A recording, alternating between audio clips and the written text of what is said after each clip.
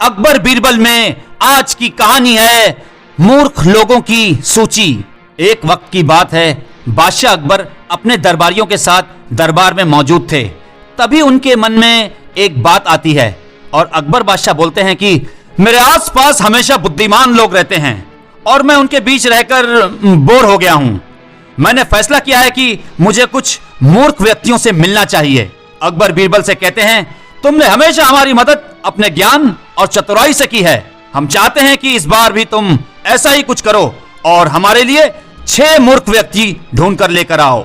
बीरबल बोले, जी जहांपना, मैं आपके लिए 6 मूर्ख व्यक्ति जरूर ढूंढ कर लाऊंगा। अकबर बोले, हम आपको 6 व्यक्ति ढूंढने के लिए 30 दिन का समय देते हैं। बीरबल बोले, जहांपना, मुझे इतने अधिक समय की आवश्यकता नहीं पड़ेगी। अकबर ने कहा, ठीक है, अगर तुम उससे पहले ही मूर्ख व्यक्ति लेकर आ सकते हो तो ये अच्छी बात है। इसके बाद बीरबल मूर्ख व्यक्तियों की तलाश में निकल पड़ते हैं। बीरबल रास्ते में पूरा समय इसी सोच में थे कि उसे वो मूर्ख लोग कहाँ मिलेंगे। तभी उन्हें गधे पर बैठा एक आदमी दिखाई देता है जो सिर पर घास की गठरी रखे हुए था। बीरबल ने तुरंत घोड़ा रोका और उससे उसकी पहचान पूछने लगे। बीरबल ने पूछा, कौन हो तुम और ऐसे गधे पर बैठकर और घास अपने सिर पर लेकर क्यों जा रहे हो? व्यक्ति ने बोला, मैं रामू हूँ और मेरा गधा कमजोर और थका हुआ है, इसलिए गधे का बोझ कम करने के लिए मैंने घास की गठरी अपने सिर पर रखी है। ये सुनकर बीरबल सोचते हैं कि मुझे पहला मूर्ख व्यक्ति मिल गया। फिर बीरबल कहते हैं कि तुम जानवरों के बारे में इतना सोचते हो, इसलिए मैं तुम्हें बादशाह अकबर से इनाम दिलवाऊंगा। यह कहकर बीरबल उस व्यक्ति को अपने साथ चलने के लिए कहते हैं। इनाम की बात सुनकर रामू बीरबल के साथ हो लेता है। बीरबल और रामू कुछ दूर चले ही थे कि बीरबल को 2 व्यक्ति आपस में लड़ाई करते हुए दिखाई दिए। बीरबल उन दोनों व्यक्ति को लड़ने से रोकते हैं और उनसे पूछते हैं कि तुम दोनों कौन हो और किस बात के लिए लड़ रहे हो? पहला व्यक्ति बोलता है, जनाब, मेरा नाम चंगू है। दूसरा व्यक्ति बोलता है, मेरा नाम मंगू है। मंगू कहता है, जनाब, मुझे चंगू कहता है कि इसके पास शेर है जिसे वो मेरी गाय के शिकार के लिए छोड़ेगा।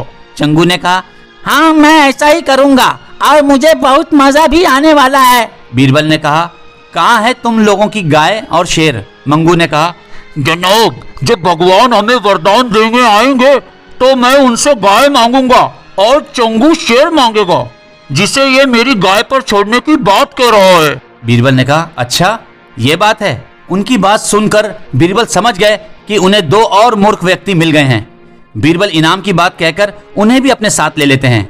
उन तीनों को लेकर बीरबल अपने घर पहुंचते हैं और फिर सोचने लगते हैं कि बाकी के मूर्ख व्यक्ति कहां से ढूंढ कर लाऊं।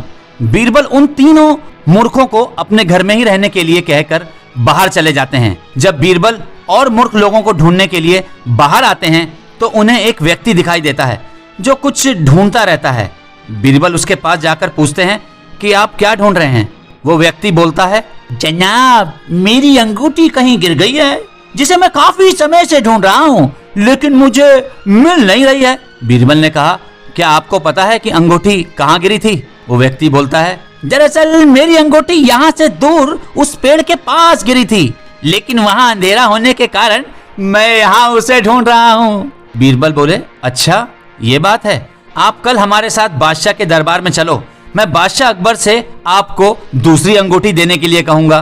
वो व्यक्ति कहता है, अच्छा, ठीक है। फिर अगले दिन सुबह बीरबल दरबार में उन चारों मूर्खों को लेकर पहुंचते हैं। बीरबल कहते हैं, बादशाह अकबर, मैं आपके कहे अनुसार मूर्ख व्यक्तियों को ढूंढकर ले आया हूँ।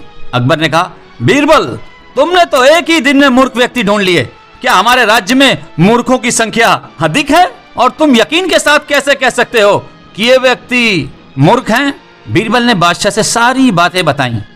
फिर अकबर कहते हैं कि ये तो केवल 4 ही लोग हैं, बाकी के 2 मूर्ख कहाँ हैं? बीरबल ने कहा, जहांपना, यहाँ पर 6 मूर्ख व्यक्ति हैं। अकबर ने पूछा, यहाँ कहाँ हैं और कौन हैं? हमें भी बताओ।